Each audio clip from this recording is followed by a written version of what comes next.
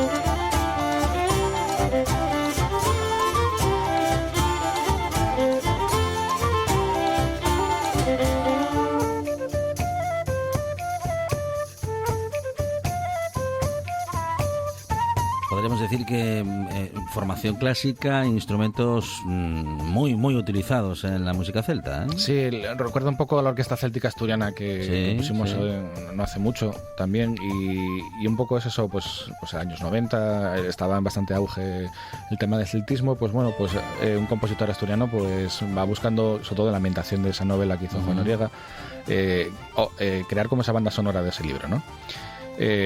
Bueno, nosotros Asturias y Cantabria seríamos como los particulares galos de Francia, ¿no? De Asterix y Obelix, ¿no? Que fuimos los que nos pusimos difícil a los romanos, ¿no? Y hablábamos de esto que era la danza de los castaños, y tiene que ver mucho con la cultura celta, en el sentido de que realmente la naturaleza era como el gran el gran dador de vida, ¿no? Y por ello le tenían un gran respeto, ¿no? En estas tierras compartimos el uso mágico medicinal de la naturaleza, ¿no? Y encontramos un buen ejemplo en los tejos o teixos, árboles que pueden llegar a ser milenarios, ¿no? Y los podemos encontrar usos como receta lo utilizaban, bueno, en aquella época, receta contra el reumatismo, afecciones hepáticas, molestias en vías urinarias, e incluso lo utilizaban como medio para el aborto. Yo una de las cosas, todavía hablaba esta semana con alguno de los alumnos que tengo yo de gaita, que hay una idea muchas veces que la gente de ciudad piensa que ser como cosmopolita de la ciudad es como que lo llevan también al terreno intelectual, ¿no? Y yo quiero decir que la gente del pueblo y la inteligencia de los pueblos no tiene que por qué ser menospreciada, que muchas veces por el hecho de pensar que es del pueblo se menosvalora, ¿no? Pero la gente del pueblo tiene muchos conocimientos muy antiguos, claro, y para nada son despreciables. Y el ejemplo es luego, de ejemplo, el uso del tejo para curar males, ¿no? Que ahora mismo está un poco lo de la herbología y todo eso, pero ya eso es más viejo que casi que el tiempo, ¿no? Que andar a pie, sí. Exacto. Los pueblos celtas también utilizaban los tejos como arma, ya que meneaban las flechas que lanzaban a los enemigos con la savia del árbol, y porque tiene un alcaloide muy potente llamado taxina. Y incluso los guerreros celtas, esto pasó, por ejemplo, en la Segunda Guerra Mundial, cuando atrapaban a algunos nazis, tenían las píldoras estas para poder suicidarse, pero eso también está sacado de algo muy antiguo, ¿no? Siempre hablaban que los guerreros celtas tenían un par de semillas de tejo, porque si los pillaban, antes de que los mataran, ellos se quitaban la vida, ¿no? Creo recordar que no es una muerte muy agradable, en el sentido de que va generando un dolor bastante profundo dentro de uno mismo, pero sobre todo hay que tener mucho cuidado, porque hace unos años, con los tejos, cuidadín, porque hace unos años una estudiante de Erasmus quiso hacerse una infusión en uno de los tejos que hay en Quirós y murió envenenada. Fue una noticia que salió en el periódico, bueno, recuerdo por la zona porque salió en la zona de los Valles del Turia, ¿no? Y me llamó la atención que incluso esta estudiante era estudiante de medicina, había escuchado historias del tejo en casa de la abuela y todo eso, y creo que quiso probar un poco la parte más light del tejo, pero es que el tejo es casi todo venenoso, o sea, no es una cosa que debamos tomar a la ligera, porque te vas para el otro lado. Hay que saber. Sí. Como para todo. Exacto. Y eso, bueno, antiguamente se hacía todo a base de prueba y error, ¿no? Entonces, hay que tener mucha conciencia de que no puedes llegar y coger un par de hojas de tejo y hacer lo que quieras con ello. No. Puede ser bastante peligroso. Entonces, bueno, hay que tener esa consciencia de que tenían, por ejemplo, eso, lo de los druidas y incluso, por ejemplo, los tejos, sí lo sabemos ya todos, yo creo. Es un árbol sobre todo muy ligado a la religión, ¿no? A la religión pagana, porque cuando vinieron los romanos y romanizaron Asturias, más o menos casi siempre donde había tejos, construyeron pues iglesias prerromanas, ¿no? O iglesias de esa época, para tratar un poco de suplantar y empezar a cambiar las deidades anteriores por la nueva romanización, en este caso, bueno, el cristianismo, ¿no? Entonces, bueno, habla mucho de esa imagen mágica que tienen los árboles, incluso para los celtas, ¿no? Bueno, pues seguimos ahí inventándolo musicalmente también, entonces vamos ahora con el tema que se llama La Noche.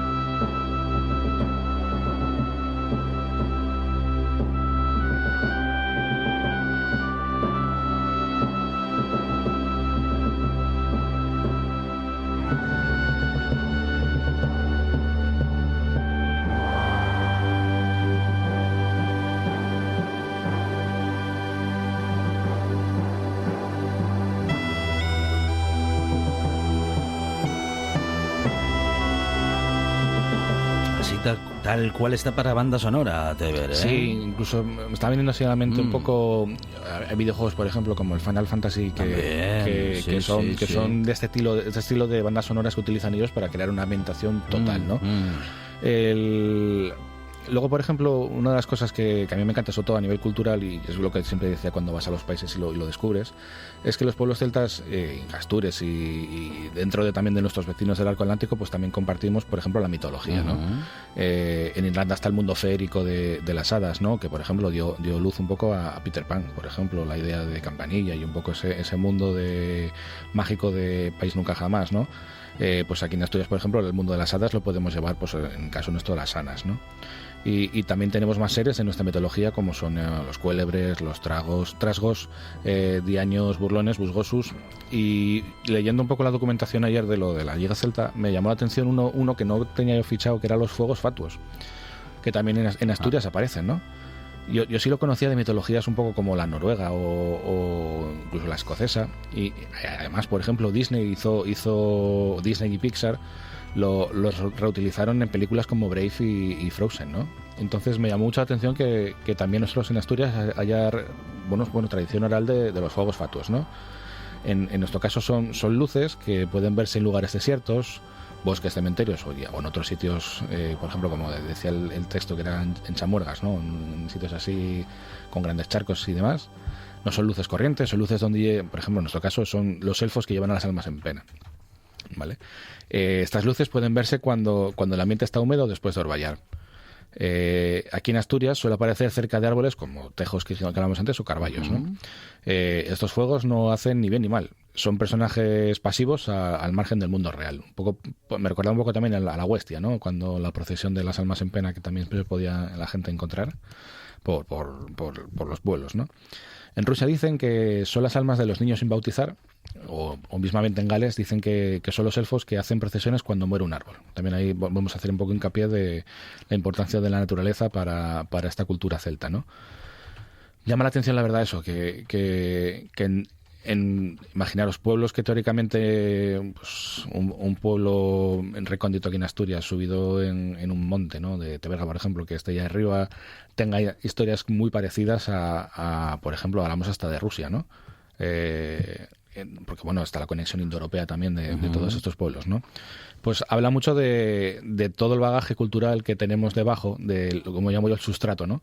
De todo lo que tenemos detrás, debajo en este caso, nuestra alfombra temporal, ¿no? Que mucha gente, y ahora sobre todo, por ejemplo, la gente joven, piensa que nacimos con Internet y con determinadas cosas que ahora mismo nos puso la tecnología encima de la mesa, pero eso lleva 4 días, realmente. Así es. Sí. Entonces, todo este conocimiento que a veces nos parece o nos sorprende es el que siempre fue, es el que más tiempo y más longevo es, ¿no? Entonces yo creo que me gusta de vez en cuando eso, que lo relacionemos un poco con el tema cultural también, ¿no? Vamos ahora a escuchar otro tema de lo de la sinfonía de Ramón Prada, que se llama La danza del Navia, y luego vamos a hablar de una de las cosas que me encanta y me tiene loco, que son los dioses de los celtas.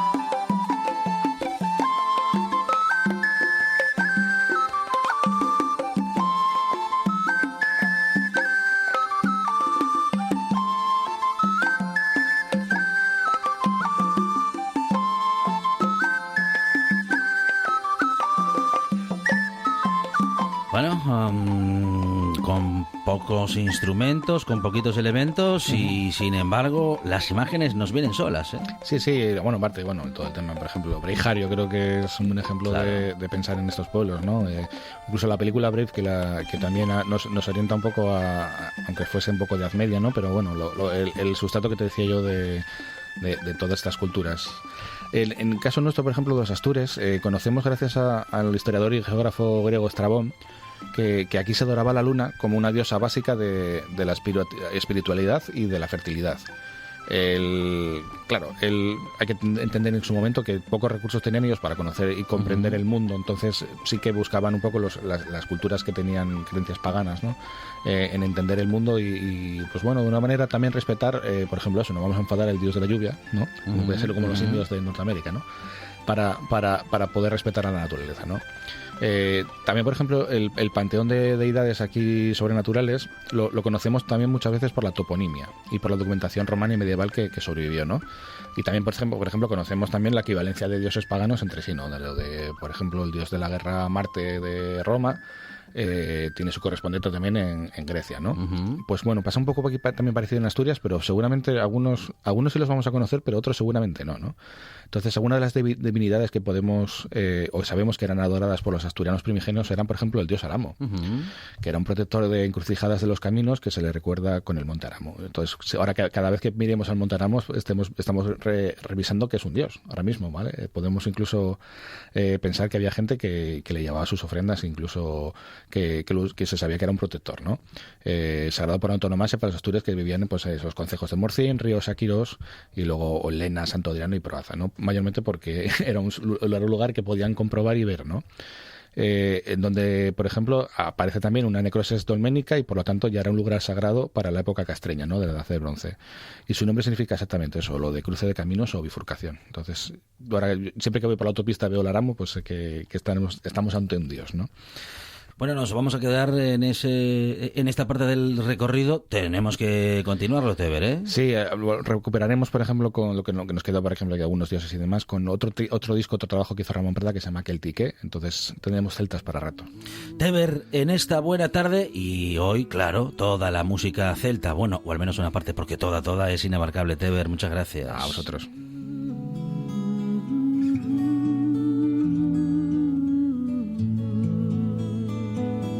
Llegamos a las noticias en esta buena tarde que nos deja ya por delante la última hora de programa para llegar al fin de semana.